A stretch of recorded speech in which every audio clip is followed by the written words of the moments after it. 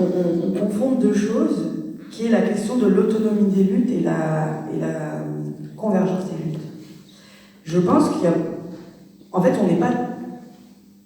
En fait, dans les opprimés, il y a plusieurs groupes d'opprimés, en fait, dedans. On parlait tout à l'heure des jeunes des quartiers, les femmes, les personnes rurales, parce qu'on parle de... Moi, je viens d'un village où, dans mon canton, c'est équivalent au canton le plus pauvre de la Seine-Saint-Denis. Voilà. Et les réalités de l'ex-socialisme public, c'est pas les mêmes, par exemple. Donc, en fait, il y a des groupes, en fait, sociaux qui existent au sein des opprimés. Et oui, l'objectif, c'est d'organiser l'ensemble des opprimés pour réussir à renverser un pouvoir, quelle que soit la modalité qu'on choisisse sur la manière dont on renverse le pouvoir.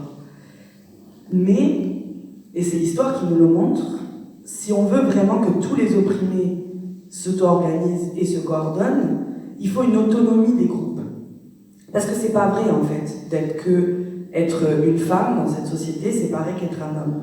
Alors, bien sûr, en termes d'égalité de droits, mais aussi en termes d'égalité de vécu. Aujourd'hui, la lutte féministe, c'est aussi arrêter de se faire tuer, quoi. Arrêter de se faire violer. Arrêter de se faire harceler sexuellement au travail. Et ça, c'est des luttes de pouvoir avorter, avoir accès à la contraception, etc., etc. Mais pour moi, ces luttes, c'est pas des luttes qui sont externes à la lutte du mouvement social et de la lutte du travail. Pour moi, c'est intrinsèquement lié à la lutte du mouvement social. Mais pour qu'elles puissent émerger et qu'elles puissent considérer comme des luttes primaires et pas secondaires, c'est-à-dire obtenons d'abord la réforme des retraites et puis après l'avortement, on verra, par exemple. Ça, c'est ce qu'on a dans les années 60, hein, par rapport à toutes les revendications du monde syndical. Il faut que les femmes, là je parle parce que c'est la table ronde d'aujourd'hui, aient une existence par elles-mêmes et pour elles-mêmes. Et donc une existence, et c'est là où le mouvement féministe, il a toute sa force en fait. Mais le mouvement féministe ne peut pas exister en vase clos. Et c'est pour ça qu'on ne doit pas non plus se réduire à ces questions, mais on doit aussi aller grignoter et discuter de l'ensemble des questions de la société, et s'allier avec tout le monde. Et sur la question que le féminisme c'est un mouvement contre les hommes, je vais répondre quelque chose qui est un peu provocateur, mais oui, d'une certaine manière. Et pas des hommes au sens individuel. Hein. C'est juste qu'en fait, je suis désolée, mais sinon on arrache des droits, ça veut aussi que potentiellement vous allez en avoir moins sur des choses du type le travail domestique. C'est-à-dire que si on arrive à une égalité à la maison sur qui c'est qui fait les tâches ménagères, ça implique que vous en faillissez plus en fait. Voilà.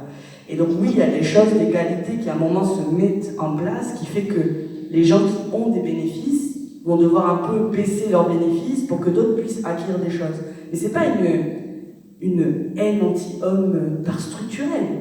C'est qu'en fait, on est dans une égalité pour rééquilibrer les inégalités. De fait, il y a des gens qui vont perdre des trucs et d'autres qui vont en gagner.